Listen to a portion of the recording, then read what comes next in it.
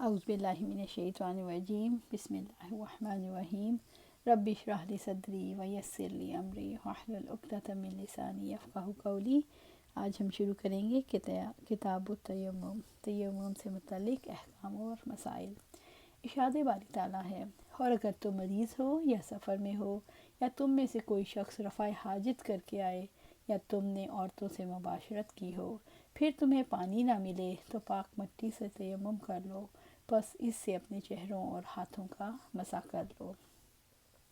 نبی صلی اللہ علیہ وآلہ وسلم کی زوجہ محترمہ عائشہ رضی اللہ تعالیٰ عنہ سے روایت ہے، انہوں نے فرمایا، ہم ایک سفر میں آپ صلی اللہ علیہ وآلہ وسلم کے ساتھ نکلے۔ جب ہم بیدا یا ذات الجیش پہنچے تو میرا ہاتھ ٹوٹ کر گر گیا۔ آپ صلی اللہ علیہ وسلم نے اس کی تلاش کے لیے قیام فرمایا تو دوسرے لوگ بھی آپ کے ہمراہ ٹھہر گئے، مگر وہاں کہیں پانی نہ تھا۔ لوگ حضرت ابوبکر رضی اللہ تعالیٰ عنہ کے پاس آئے اور کہنے لگے، آپ نہیں دیکھتے کہ عائشہ رضی اللہ تعالیٰ عنہ نے کیا کیا؟ رسول اللہ صلی اللہ علیہ وسلم اور سب لوگوں کو ٹھہرا لیا اور یہاں پانی بھی نہیں ملتا اور نہ ان کے پاس پانی ہے۔ یہ سن کر حضرت ابوبکر صدیق رضی اللہ تعالیٰ عنہ آئے۔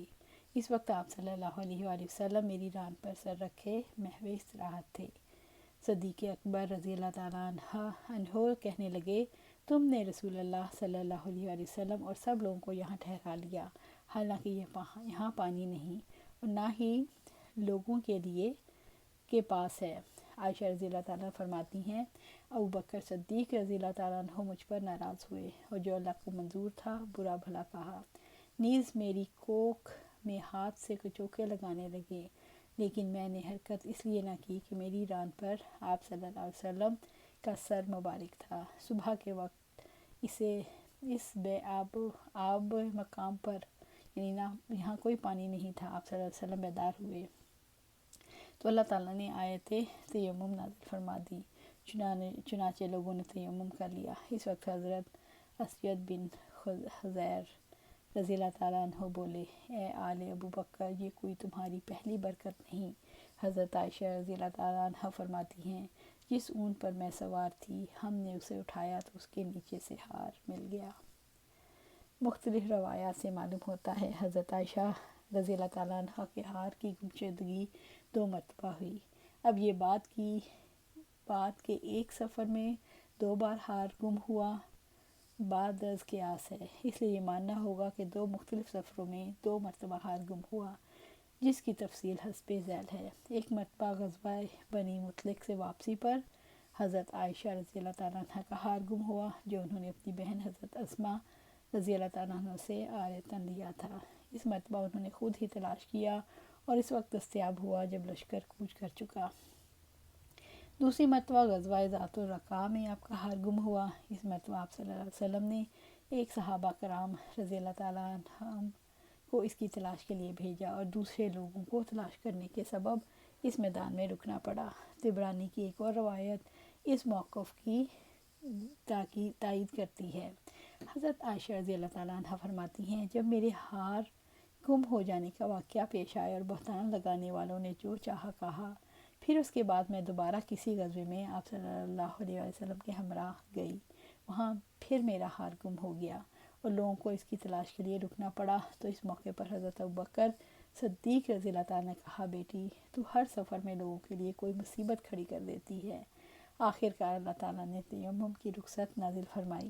اس سے بھی معلوم ہوا کہ حضرت عائشہ رضی اللہ تعالیٰ عنہ کا ہار 2 بار گم ہوا اور تیمم کی آیت دوسرے سفر سے متعلق ہے، اگرچہ اس روایت کی سند میں محمد بن حمید رازی کی وجہ سے کلام کیا گیا، تاہم تائید اور شواہد میں اسے پیش کیا جا سکتا ہے۔ جابر بن عبداللہ رضی اللہ تعالیٰ عنہ سے روایت ہے، نبی صلی اللہ علیہ وآلہ وسلم نے فرمایا، مجھے 5 چیزیں ایسی عطا کی گئیں جو مجھ سے پہلے کسی نبی کو نہیں دی گئیں۔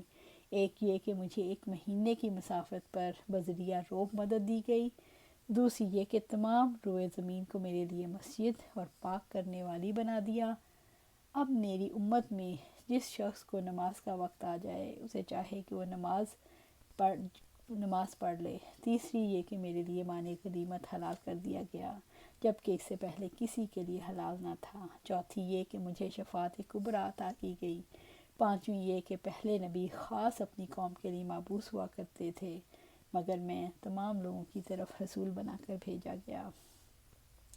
جب نمازی پانی نہ پا سکے اور مٹی دستیاب ہو تو کیا کرے؟ حضرت عائشہ رضی اللہ تعالیٰ عنہ سے روایت ہے، انہوں نے ایک ہار حضرت اسماء رضی اللہ تعالیٰ عنہ سے مستعار لیا جو گم ہو گیا۔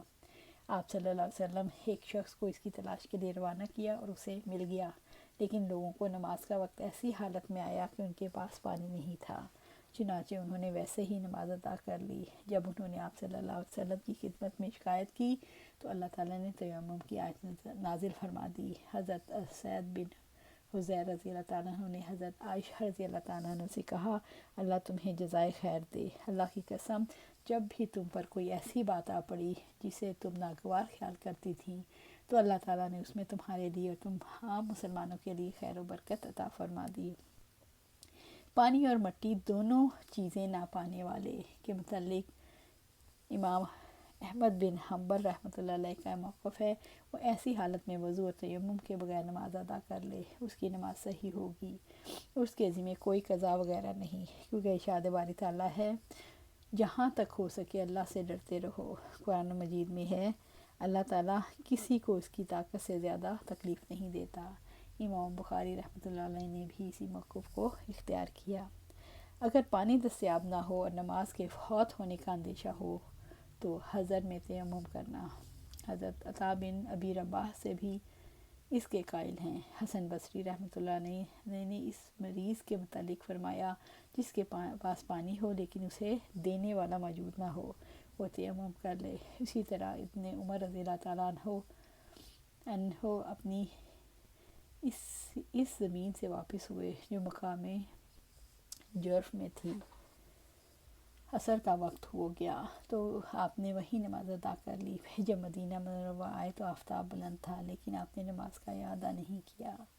عبداللہ بن عباس رضی اللہ تعالیٰ عنہ کے غلام عمیر کہتے ہیں، میں اور نبی صلی اللہ علیہ وسلم کی زوجہ محترمہ میمونہ رضی اللہ تعالیٰ عنہ کے غلام عبداللہ بن جسار ابو جہیم بن حارث بن سما انصاری رضی اللہ تعالیٰ عنہ کے پاس آئے تو انہوں نے فرمایا، نبی صلی اللہ علیہ وسلم ایک دفعہ بیر جمل سے واپس آ رہے تھے، راستے میں ایک شخص ملا اور اس نے آپ کو سلام کیا، لیکن نبی صلی اللہ علیہ وسلم نے اس کا جواب نہ دیا، یہاں تک کہ آپ ایک دیوار کے پاس آئے، اس سے اپنے منہ اور ہاتھوں کا مسح کیا، یعنی تیمم فرمایا، پھر اس کے سلام کا جواب دیا۔ جب تیمم کے لیے مٹی پر ہاتھ مارے تو کیا ہاتھوں پر پھونک ماری جا سکتی ہے؟ عبد الرحمن بن ابزہ فرماتے ہیں، ایک شخص حضرت عمر بن خطاب رضی اللہ تعالیٰ عنہ کی خدمت میں حاضر ہوا اور کہنے لگا، مجھے جنابت لاحق ہو گئی ہے لیکن پانی نہیں مل سکا۔ اس موقع پر حضرت عمار بن یاسر رضی اللہ تعالیٰ عنہ نے حضرت عمر بن خطاب رضی اللہ تعالیٰ عنہ سے کہا، کیا آپ کو یاد ہے ایک مرتبہ میں اور آپ دونوں سفر میں تھے اور جنبی ہو گئے تھے؟ آپ نے تو نماز نہیں پڑھی تھی، لیکن میں نے مٹی میں لوٹ پوٹ ہو کر نماز پڑھ لی۔ پھر میں نے نبی صلی اللہ علیہ وسلم سے ذکر کیا تو آپ صلی اللہ علیہ وسلم نے فرمایا، تیرے لیے اتنا ہی کافی تھا۔ یہ فرما کر آپ نے اپنے دونوں ہاتھ زمین پر مارے، پھر ان میں پھونک ماری، اس کے بعد آپ نے ان سے اپنے منہ اور ہاتھوں پر مسح فرمایا۔ آج یہیں پر بات ختم کرتے ہیں، انشاءاللہ اس کو جاری رکھیں گے۔ اللہ سبحانہ تعالیٰ سے دعا ہے کہ ہمیں قرآن و سنت پر عمل کرنے کی توفیق دے اور اس پر جمع دے، آمین یا رب العالمین۔